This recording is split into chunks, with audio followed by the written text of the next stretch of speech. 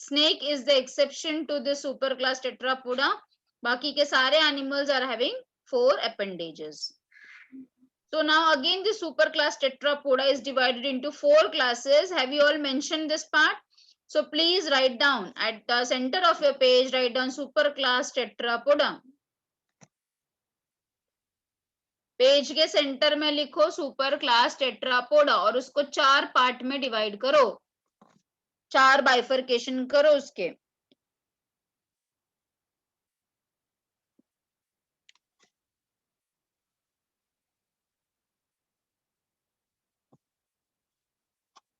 In each bifurcation write down class amphibia, class reptilia and class mammalia.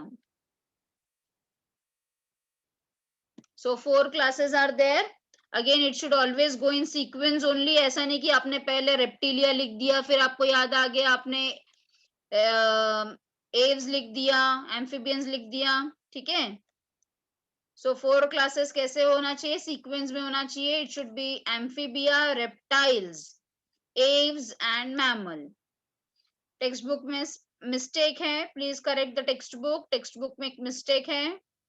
Amphibia, reptiles, Aves यहाँ पे आना चाहिए, Aves and mammals. हाँ, text book में print नहीं है, so please do the correction.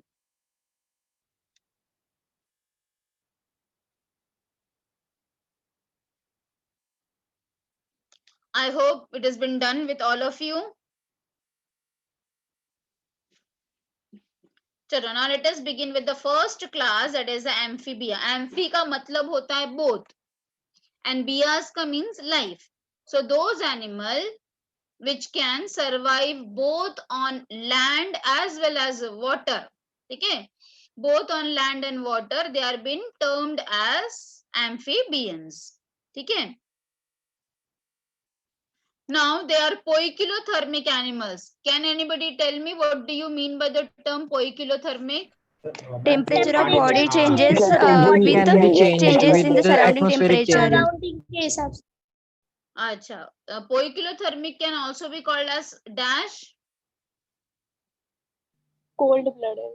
Very good. It can also be called as a cold blooded animal. ठीक है.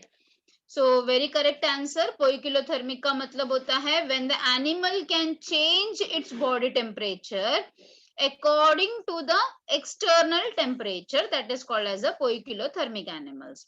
So poikilotherms में कौन कौन आता है? Amphibians, Pisces भी poikilotherms भी होते हैं, मतलब fishes भी poikilotherms होते हैं, amphibians भी poikilotherms हैं. ठीक है. और reptiles भी. सिर्फ एव्स और मैमल्स जो हैं they are warm blooded animal. ठीक है. Now just imagine about a frog. एक फ्रॉग को इमेजिन करो. फ्रॉग को इमेजिन करके आप देख सकते हो कि जो बॉडी है वो सिर्फ 2 पार्ट में डिवाइडेड है फ्रॉग का, हेड एंड ट्रंक. ठीक है. फ्रॉग में the body is divided into head and trunk. No neck, no tail. न नेक है न टेल है. बट अगर आप सेलेमेंडर का एग्जांपल लोगे, salamander is different from the lizard. हाँ, लिजार्ड नहीं है ये, सेलेमेंडर अलग होता है, तो उसके पास टेल भी होता है. ठीक है. पर अगर आप ऐसे ही फ्रॉग को इमेजिन करके बोलोगे तो what you have to say, the body is differentiated into head and trunk. Neck and tail is absent. ठीक है. Few exception. तो एक्सेप्शन कौन है? Salamander is the exception for the same. अच्छा, आगे के जो पैर होते हैं, आगे के जो 2 पैर होते हैं उसे हम पेक्टोरल लिम्स बोलते हैं. Please write down somewhere. Pectoral limbs का मतलब होता है आगे के 2 पैर, और पीछे के पैर को हम पेल्विक लिम्स बोलते हैं. Pelvic limbs.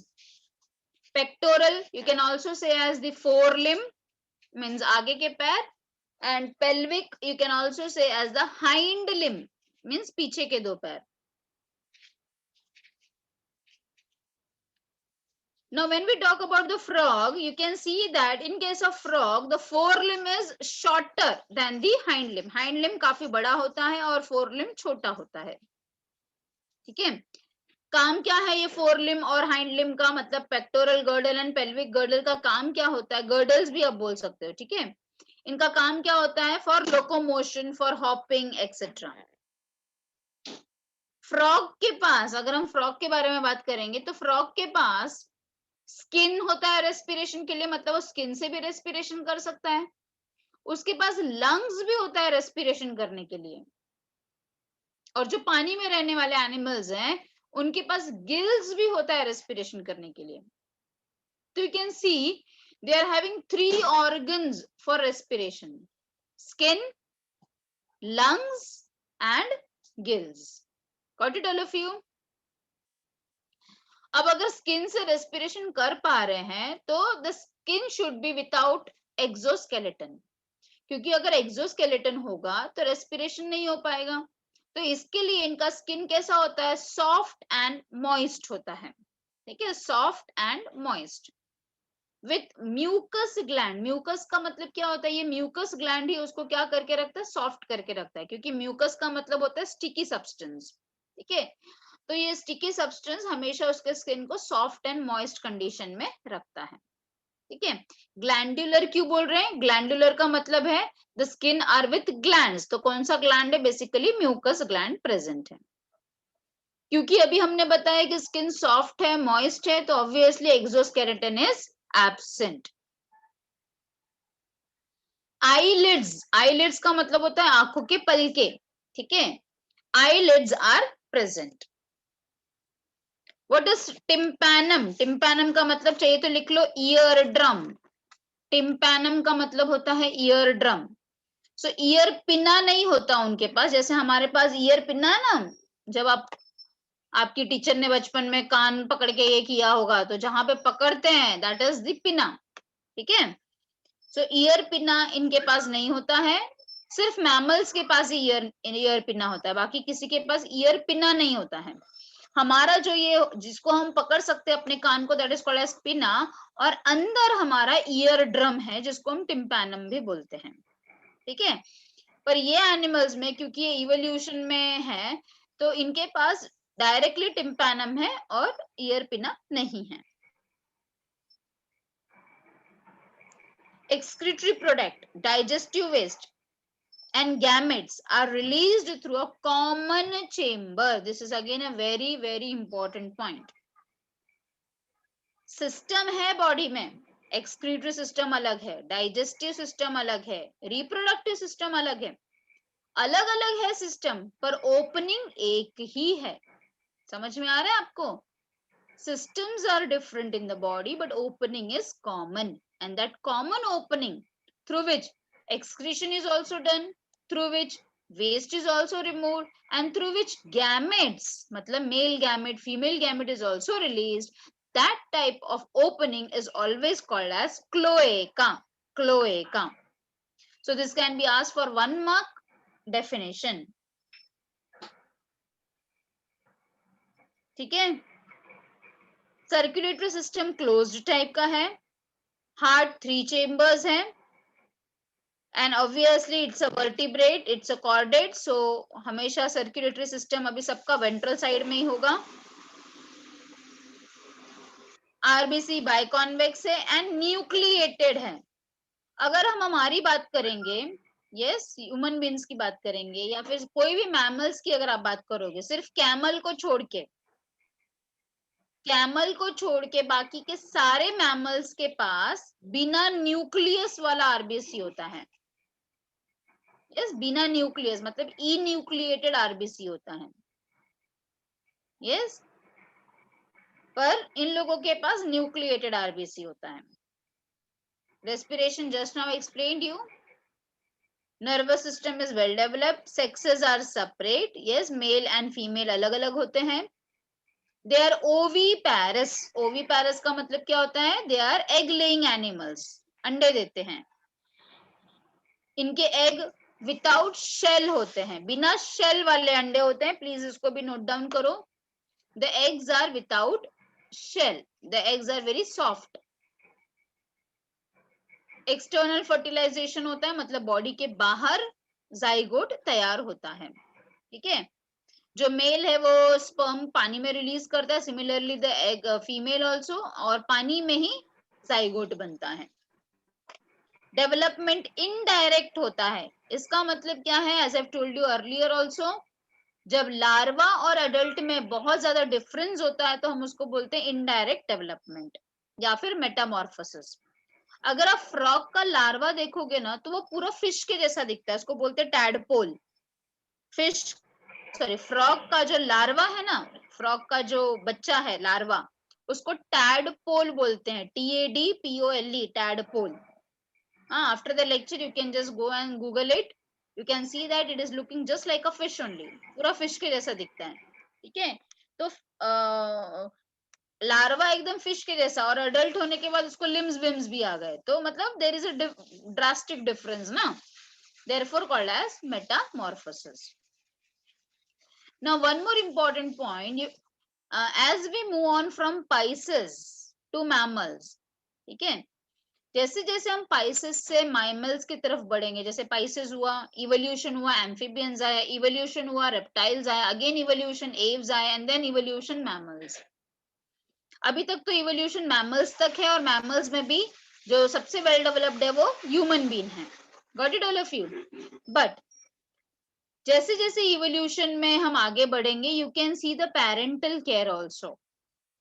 फिशेस के अंदर भी they do the parental care.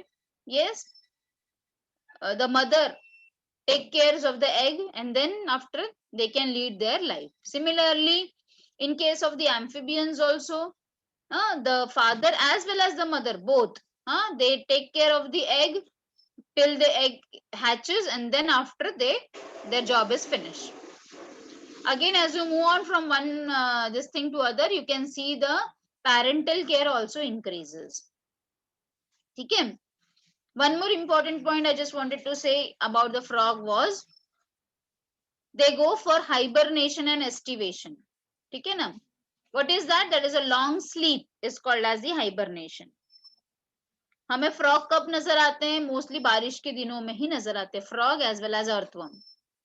ठीक है, फ्रॉग जो है वो इतने महीने तक सोते ही रहता है, और सिर्फ बारिश के दिनों में वो बाहर आता है। अब वो बारिश के दिनों में क्यों बाहर आता है? बिकॉज पॉन्ड्स में, लेक्स में पानी भर जाता है। ठीक है, और बाकी के टाइम वो कहाँ पे रहता है? ये जो पॉन्ड्स और लेक्स है उधर वो खड्डा करके अंदर जाकर सोता है। ठीक है, so that is called as a long sleep.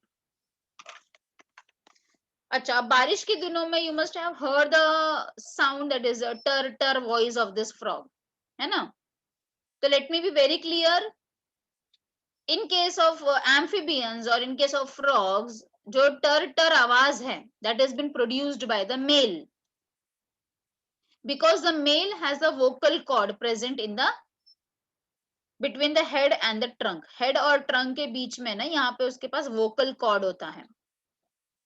ये वोकल कॉर्ड से ये साउंड प्रोड्यूस कर सकता है। द टर टर आवाज has been produced by the male frog, and why it has been produced? To attract the female for reproduction. ठीक है, फीमेल को अट्रैक्ट करने के लिए वो ये आवाज निकालता है, to call her for the mating.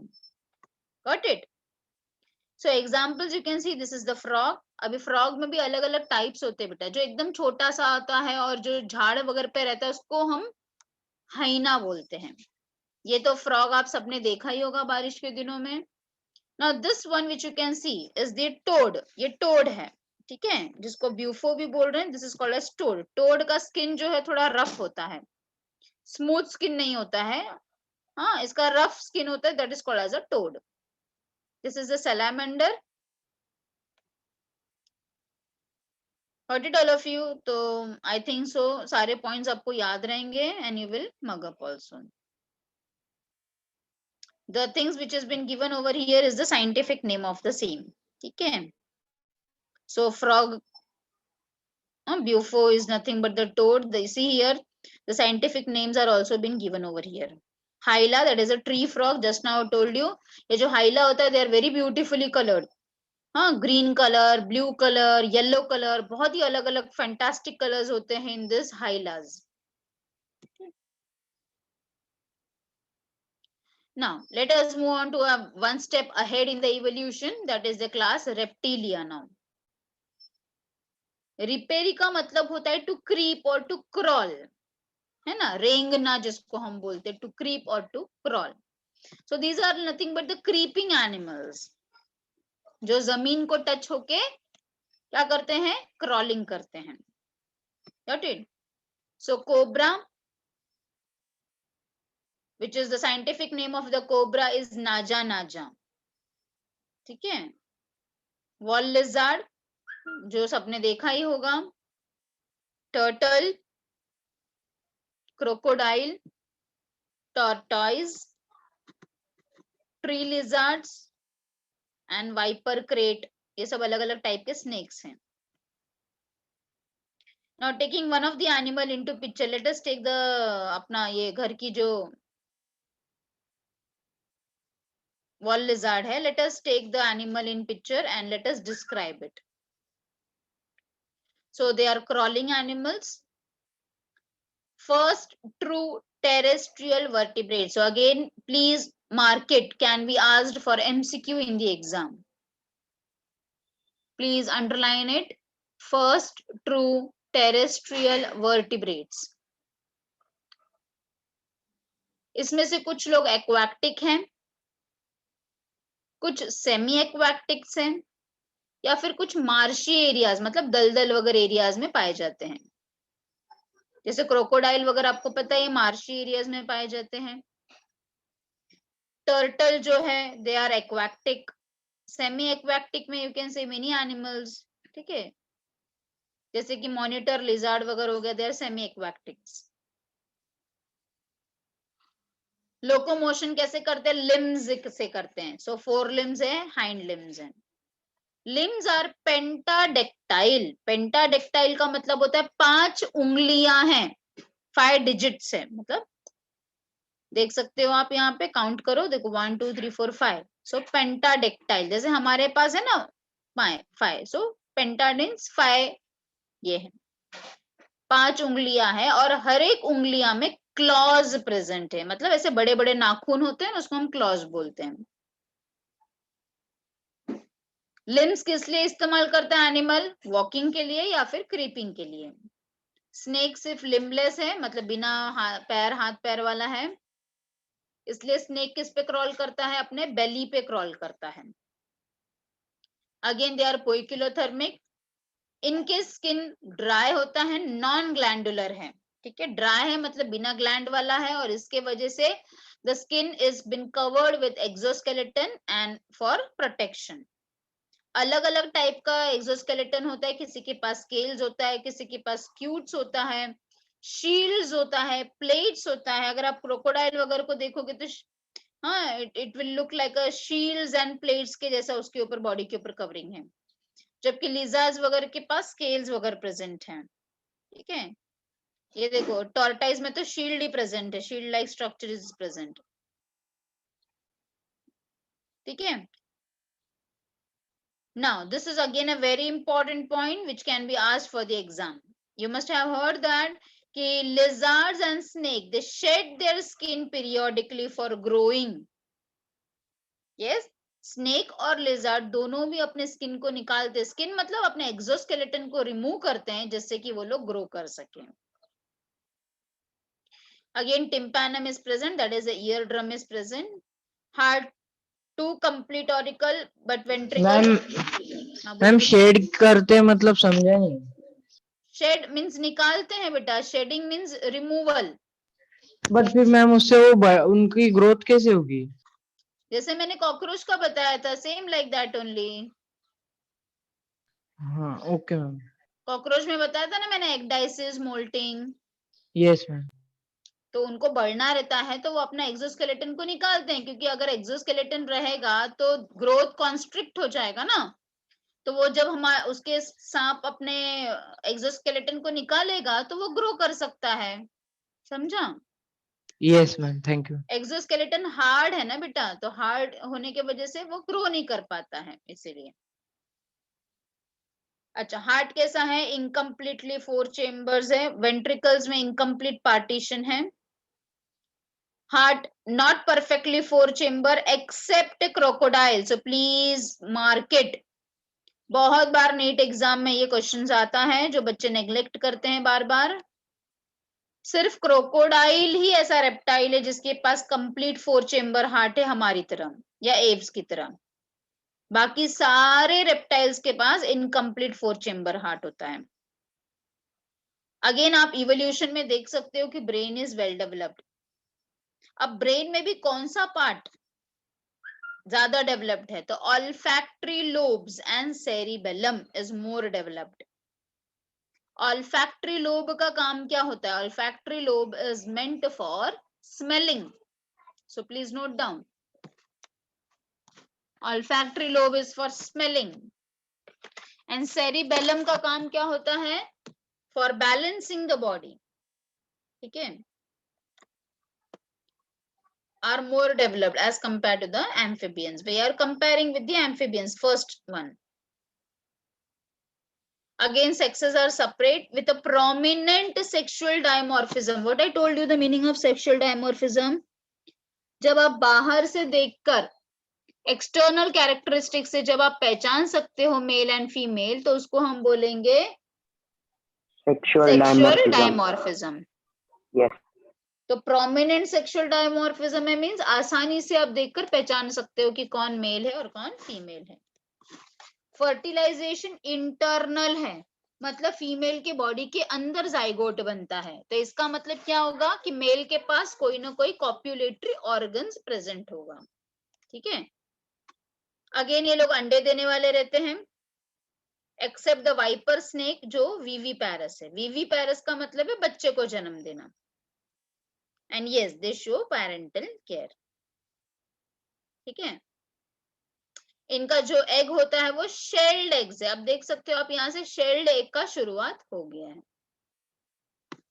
Egg के ऊपर हार्ड कवरिंग होता है जिसको हम शेल बोलते हैं।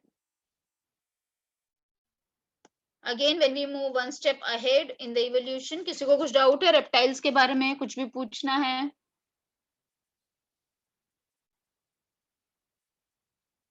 नो? चलो, now next let us move on to the next class, that is the Aves. Aves का मतलब होता है एरियल। एरियल मतलब जो हवा में उड़ सकते हैं। ठीक है, Aves means aerial, aerial means जो हवा में उड़ सकते हैं। That type of animals are included in the class Aves. So please थोड़ा सा साइंटिफिक नेम भी कुछ कुछ का याद करने का कोशिश करो। ठीक है, बहुत सारे नाम दिए हैं, उसमें से you know that many of the birds they can't fly. Can you name the birds which can't fly? Ostrich. Ostrich. और Penguin. Very good. और Peacock. पीकॉक भी नहीं उड़ता है? कौन बोला? उड़ता है। Hen. हेन भी उड़ता है, हाँ मैम डक। डक भी उड़ता है, कुछ भी बोलते हो। Emu, ostrich and penguins, only this can't fly, बाकी सब फ्लाई करते हैं। भले कुछ बहुत ऊंचाई पे उड़ते हैं, कुछ थोड़ा सा उड़ पाते हैं, पर उड़ सब पाते हैं। ठीक है, तो चलो now let us talk about the Aves. अब एव्स के अंदर मॉडिफिकेशन हो गया है। ठीक है, उनका जो फोर लिम्ब है, मतलब जो उनका हाथ है, वही मॉडिफाई हो गया है इनटू विंग्स। ठीक है, hand is modified into wings. So fore limb मतलब उनका हाथ is modified into wings for flying. कुछ बर्ड्स नहीं फ्लाई कर सकते, यहाँ पे एक ही एग्जांपल दिया है, there are many examples as I have told you. Hind limbs are used for walking, clasping tree branches and running. Clasping मतलब चढ़ना, ट्री ब्रांचेस पे चढ़ने के लिए भी इस्तेमाल होता है या फिर दौड़ने के लिए भी इस्तेमाल होता है। जो भी एक्वाटिक बर्ड्स है, मतलब जो पानी में रहने वाले बर्ड्स हैं, उनके पास वेब भी होता है जिससे कि वो लोग स्विमिंग कर सके। जब ये लोग उड़ने के पोजीशन पे रहते हैं तो बॉडी कैसा होता है? स्ट्रीमलाइंड होता है। स्ट्रीमलाइन का मतलब क्या बताया था मैंने? Boat shape, to cut the water current या to cut the air current. जो पानी में रहते हैं to cut the water current, जो एयर में रहते हैं to cut the air current. तो इनको ही देख के एरोप्लेन का भी शेप वैसा ही है ना, एरोप्लेन भी आगे से नैरो होता है ना, एरोप्लेन भी स्ट्रीमलाइंड होता है to cut the air current, to reduce the resistance during flight. From only Aves and mammals, सिर्फ ये दो क्लास क्या है, होमियोथर्म्स है। होमियोथर्म्स मतलब वार्म ब्लडेड एनिमल्स है। Means we can't change our temperature according to the external temperature. इसीलिए ज्यादा ठंडी होगी तो हमें कहीं तो भी वार्म जगह का सहारा लेना पड़ता है, और ज्यादा गर्मी होगी तो हमें कुछ तो एक्सटर्नल चीजों का सहारा लेना पड़ता है, because we are homeotherms. Exoskeleton इनके पास होता है in the form of feathers. Scales भी प्रेजेंट होते हैं बॉडी में, specially on the hind limbs. ठीक है, next, head is differentiated into head, neck, trunk and tail. पूरा बॉडी 4 पार्ट में डिवाइडेड होता है, head, neck, trunk and tail. Skin कैसा है, नो डाउट ड्राई है। ड्राई है मतलब कि नॉन ग्लैंडुलर है, accept oil gland at the base of the tail. Again, very important, which is called as a uropygial gland. Uropygial gland. What is this uropygial glands? It is the oil gland which is present at the base of the tail. Tail के base पे जो oil gland present है उसको हम uropygial gland भी बोलते हैं। Please note down this. अभी इनको उड़ना है, तो उड़ना है मतलब इनका वजन ज्यादा नहीं होना चाहिए, तभी तो ये लोग उड़ पाएंगे। तो वजन को मैनेज करने के लिए इनके बोन्स कैसे होते हैं, न्यूमैटिक बोन्स होते हैं। न्यूमैटिक का मतलब है हॉलो बोन्स, मींस बोन्स में एयर कैविटीज प्रेजेंट है। हॉलो बोन्स को हम न्यूमैटिक बोन्स बोलते हैं, to reduce the body weight. दांत नहीं है, दांत के जगह पे क्या है, दांत is modified into beak, so teeth is modified into beak. Again, this is a special point. Crop and gizzard are present in the digestive system. अगर आपने किसी भी hen को, और मोस्टली आपने hen को ही देखा होगा, या फिर कोई भी बर्ड को, पिजन को देखा होगा आपके विसिनिटी में, यस, hen को या पिजन को अगर आपने देखा होगा, स्पैरो को, आपने अगर उसको दाना खाते हुए देखा होगा, तो you must have seen that वो फटाफट फटाफट फटाफट दाना खाती है। ठीक है, हैव यू एवर थॉट कि वो इतना फटाफट फटाफट निगलती है तो वो च्यू कब करती है, उसके पास तो दांत भी नहीं है। So this particular systems, that is crop and gizzard, it does the work of grinding. ठीक है, so this gizzard is nothing like अ चक्की, चक्की के जैसा काम करता है ये। उसके डाइजेस्टिव सिस्टम में गिजार्ड प्रेजेंट होता है, ऐसे कॉकरोच के पास भी गिजार्ड होता है। हाँ, so please note down this also. Cockroach also has a crop and gizzard. Crop is nothing but a pouch like structure and gizzard is nothing but a chakki like structure. ठीक है, it has many teeth like structures which will grind the food grain which has been eaten by the animal. ठीक है, इसके लिए वो लोग फटाफट फटाफट दाना खाते हैं, क्योंकि ग्राइंडिंग उनका डाइजेस्टिव सिस्टम अंदर करता है, गिजार्ड करता है। Blood is no doubt red colour, और रेड कलर क्यों है आपको पता है, बिकॉज हेमोग्लोबिन प्रेजेंट है ब्लड में, इसीलिए। आरबीसी भी बाइकॉन्वेक्स है और न्यूक्लिएटेड है। हार्ट यहाँ पे परफेक्टली 4 चेम्बर है, डबल सर्कुलेशन है। डबल सर्कुलेशन का मतलब क्या होता है बेटा, when blood moves twice in heart in 2 different circuit is called as double circulation. मतलब हार्ट टू लंग्स का circulation is 1 circulation and heart to body part is another circulation, so this is called as a double circulation. ठीक है, respiration truly lungs से करते हैं। Again lungs में भी air sacs present है, जिससे कि उनका बॉडी थोड़ा हल्का हो सके, बायोन से मिल सके। ब्रेन भी वेल डेवलप्ड है, पर ब्रेन में यहाँ पे टू बी वेरी, यहाँ पे स्पेसिफाई नहीं किया है, ब्रेन में इनके अंदर ऑप्टिक लोब ज्यादा डेवलप होता है। ऑप्टिक आईज, बर्ड्स का जो आईज होता है ना, that is much more developed. So which lobes is responsible for the eyes, it is the optic lobes. ठीक है, sexes are separate with sexual dimorphism. ठीक है, they are oviparous, again egg laying animals हैं। Fertilization internal होता है, so male is having a copulatory organ, Yes, parental care is again well developed. You must have seen a bird कि सिर्फ वो egg में से हैच होने तक की इंतजार नहीं करती है. हमेशा कोई भी बर्ड अपने बच्चे को उड़ना भी सिखाती है ना, और फिर उसको फ्री करती है. So you can see a one step ahead in the parental care. In the amphibians, you must have seen, in the reptiles, you must have seen कि बस एग हैच होने तक पेरेंट ध्यान देंगे. एक बार एग में से बच्चा बाहर आ गया तो their work is finished. But when we move on to one step ahead in the evolution, aves में, you must have seen that यहाँ पे सिर्फ एग हैचिंग तक स्टोरी खत्म नहीं होती है. उसके बाद उसको उड़ना भी सिखाना, उसको फीड करना, वो बच्चे को खाना खिलाना, हाँ, उसको उड़ना सिखाना, तब तक वो पेरेंट का काम रहता है. So this is what is the again evolutionary point. In some birds, yes, no doubt you can see the seasonal migration also. You can see over here in our Mumbai, flamingos come for seasonal migration. There are many birds which do migration. You must have heard about the Siberian cranes also. Yes. Okay.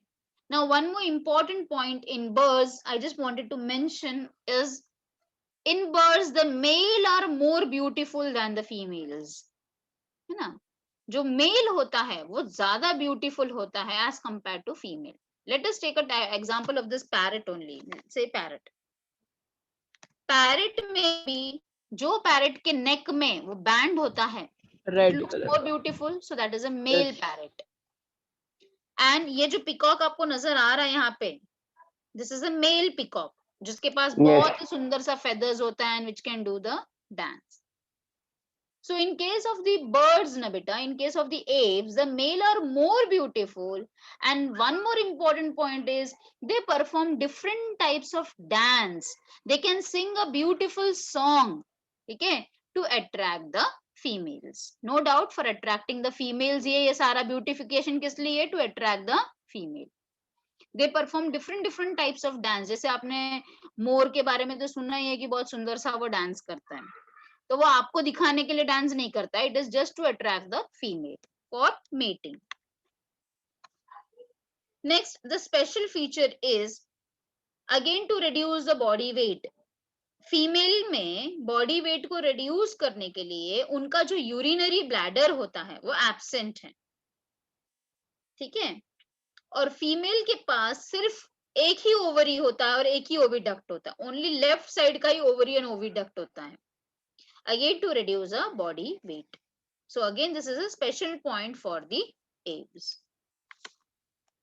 I hope the things are much more clear now.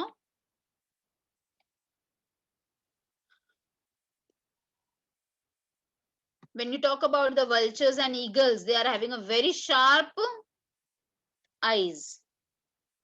And सबसे बड़ा egg किसका होता है? You must be knowing. Ostrich. Ostrich. इसका egg है Ostrich. Longest. Largest egg. Very good. Now the last one which we are going to learn for today is the mammalias. Yes, mammals के अंदर हम सब भी आते. We are also mammals. What is the speciality of the mammals? Mammy का मतलब होता है breast या फिर nipples. ठीक है. So those organism जिसके अंदर breast present होता है, ठीक है. No doubt breast male female दोनों के पास होगा, पर जो फीमेल का breast है which is specially meant for feeding the young one, that categories of animals are called as included in the mammalias.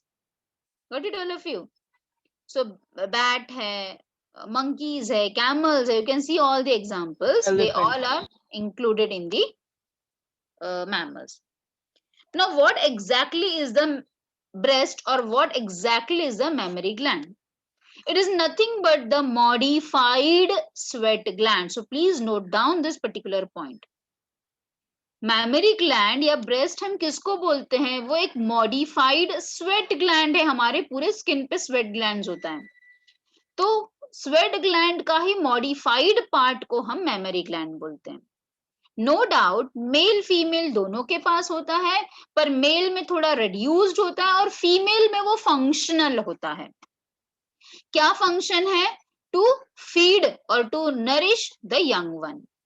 ठीक है, इट प्रोड्यूसेस मिल्क जिससे कि जो न्यू बॉर्न बेबी है उसका नरिशमेंट हो सके। These are omnipresent. Omnipresent का मतलब मैंने आपको पहले भी बताया था बेटा, omnipresent means present everywhere, है ना। You must have heard about the whale, blue whale, which is the largest and heaviest, biggest animal on the planet Earth. Whale is a mammal, dolphin is a mammal, है ना। तो पानी में रहने वाले भी mammals होते हैं, terrestrial तो भर भर के हैं ही, फ्लाइंग मैमल में बैट आता है। ठीक है, तो the mammals are present everywhere, पानी में भी, लैंड पे भी, और एरियल भी है, आर्बोरियल भी है। आर्बोरियल का मतलब जो झाड़ पे रहते हैं, तो आर्बोरियल में एग्जांपल आता है मंकीज का। ठीक है, so therefore called as omnipresent. So some are terrestrial, some are aquatic, some are aerial. Aerial मतलब उड़ने वाले, जैसे कि बैट हो गया, और कुछ आर्बोरियल है। आर्बोरियल का मतलब क्या होता है, ट्री ड्वेलिंग। ट्री ड्वेलिंग मतलब झाड़ पे रहने वाले। लिम्स होता है for locomotion, which is used for either walking, flying, climbing, burrowing, है ना। रैट तो बरोइंग करेगा, फिश, डॉल्फिन्स वगैरह तो स्विमिंग करेंगे उससे।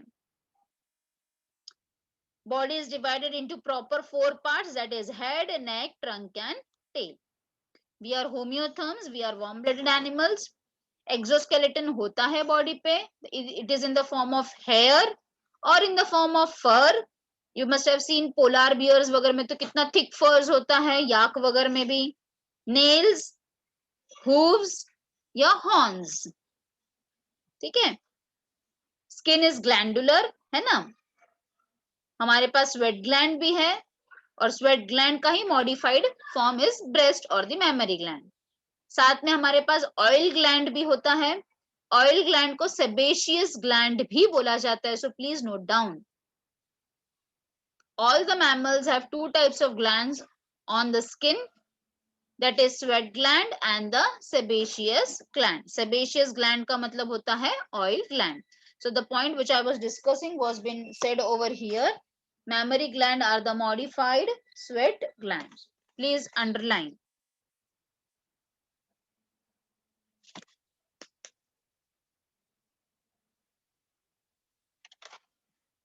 You can see for the kangaroo, you can see for the camels, the external ear pinna is present, है ना। ये कान present है ना, external ear pinna. As we are having heterodont, अभी आपको heterodont का तो मतलब पता ही है, 4 different types of teeth is present. So heterodont. RBC biconcave है, हाँ। अभी तक आपने ऊपर क्या पढ़ा था, बाइकॉन्वेक्स पढ़ा था, यहाँ पे बाइकॉन्केव है और इन्यूक्लिएटेड है, मतलब बिना न्यूक्लियस वाला है। सिर्फ एक्सेप्शन कैमल है, हाँ। So please write down, note down, except camel. बाकी सारे मैमल्स का जो आरबीसी होता है वो इन्यूक्लिएटेड होता है। Blood is red in colour because of the presence of haemoglobin. Heart ventral side में है, कंप्लीट 4 चेम्बर है। रेस्पिरेशन लंग से करते हैं, जो पानी में रहने वाले हैं वो भी लंग से ही करते हैं, हाँ। व्हेल और डॉल्फिन के पास भी लंग्स ही होता है रेस्पिरेशन के लिए, उनके पास गिल्स नहीं होता है, please note down. Yes, brain is highly developed, no doubt.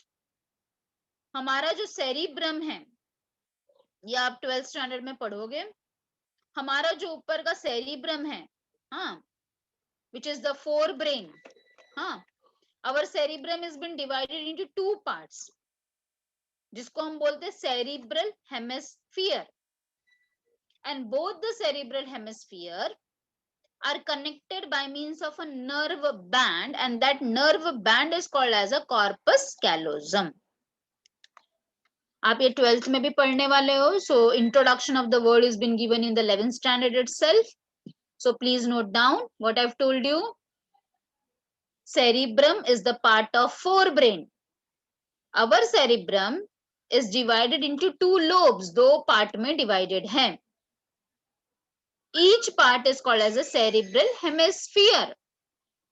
Hemisphere means आधा, हमारे दोनों भी सेरिब्रल हेमिस्फीयर एक दूसरे से जुड़े हुए हैं, कनेक्टेड है by means of a nerve band called as a corpus callosum.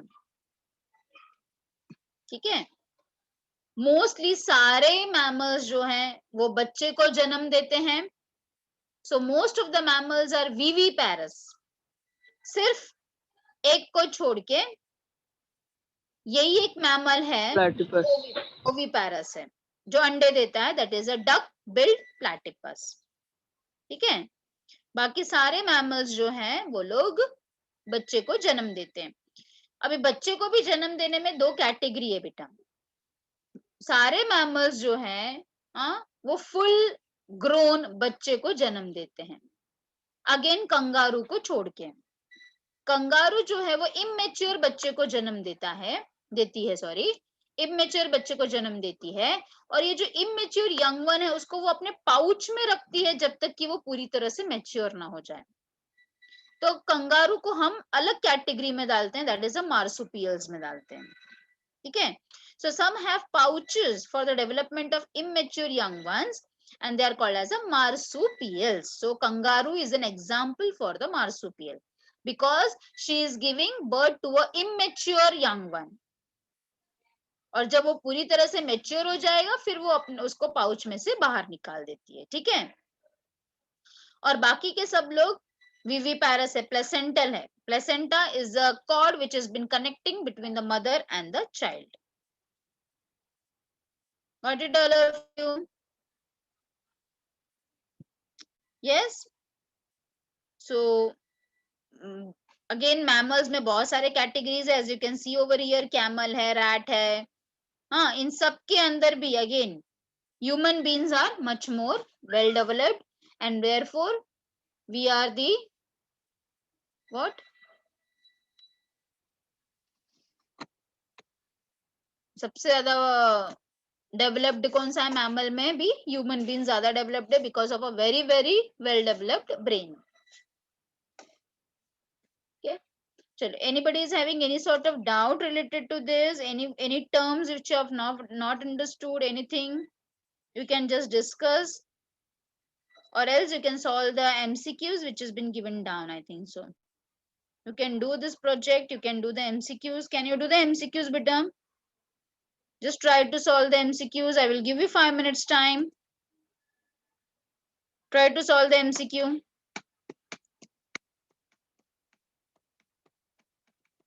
Let me see who will do fast.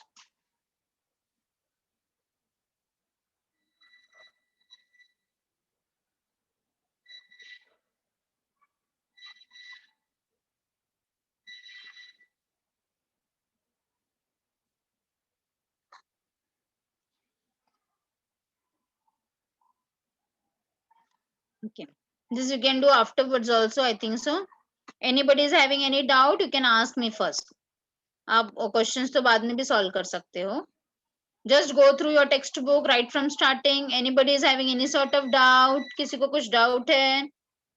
Solve the MCQs afterwards beta. First see whether you are having any sort of doubt. Or shall I ask you questions? Can I ask you questions? पूछूं मैं questions आपको? Yes, ma'am.